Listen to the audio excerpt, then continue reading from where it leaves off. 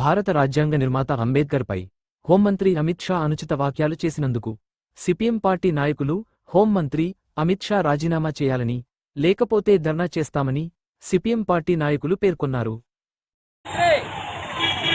రాజ్యాంగ నిర్మాత అయిన అంబేద్కర్ పైన అనుచితంగా వ్యాఖ్యానించడం జరిగింది.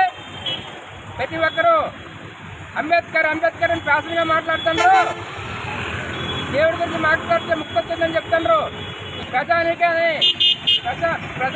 కానీ, కార్మిక వర్గానికి కానీ, పేద ప్రజలకు కానీ, రైతులకు కానీ, కూలీలకు కానీ ఈరోజు అంబేద్కర్ రాసిన రాజ్యాంగం ప్రకారంగా ఈరోజు జీవించే హక్కు కానీ, నివసించే హక్కు కానీ ఈరోజు కల్పించబడ్డాయి.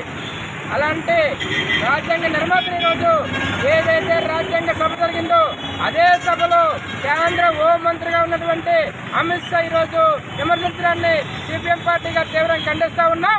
ఇప్పటికైనా నరేంద్ర మోడీ మతోన్మాదాన్ని వీడనాడి ఎవరైతే కేంద్ర హోంమంత్రి పార్లమెంటు సాక్షిగా అనుచితంగా మాట్లాడారో ఆయన వెంటనే బర్తరఫ్ చేయాలి. లేదంటే భారతదేశ ప్రజానీకాన్ని, పేద ప్రజ వర్గాలన్నీ కూడా ఆగ్రహాన్ని ఈరోజు చూడవలసి వస్తుందని ఈరోజు తీవ్రంగా హెచ్చరిస్తూ ఉన్నాం. అమిత్ షా గారు, మీ యొక్క మతోన్మాదాన్ని, మీ యొక్క కులతత్వాన్ని ఇప్పటికైనా బయటపెట్టారు. మీ నిజ స్వరాలకు ఏంటనేది ఈరోజు యావత్ భారతదేశం చూస్తూ ఉంది. ఇప్పటికైనా మీ వ్యాఖ్యలు ఉపసంహరించుకోవాలి. అంబేద్కర్కి క్షమాపణ చెప్పాలి.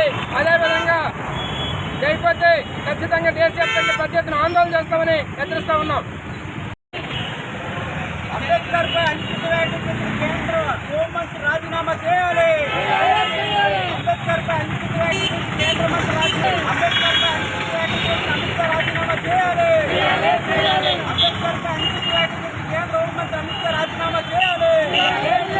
అంబేద్కర్ పై అనుచిత వ్యాఖ్యలు కేంద్ర హోంమంత్రి అమిత్ షా రాజీనామా చేయాలి. నశించాలి మతోన్మాదం, నశించాలి మతోన్మాదం. అమిత్ షా వెంటనే రాజీనామా చేయాలి. అంబేద్కర్ పై అనుచిత వ్యాఖ్యలు అమిత్ షా వెంటనే రాజీనామా చేయాలి. అమిత్ షా వెంటనే బర్తరఫ్ చేయాలి.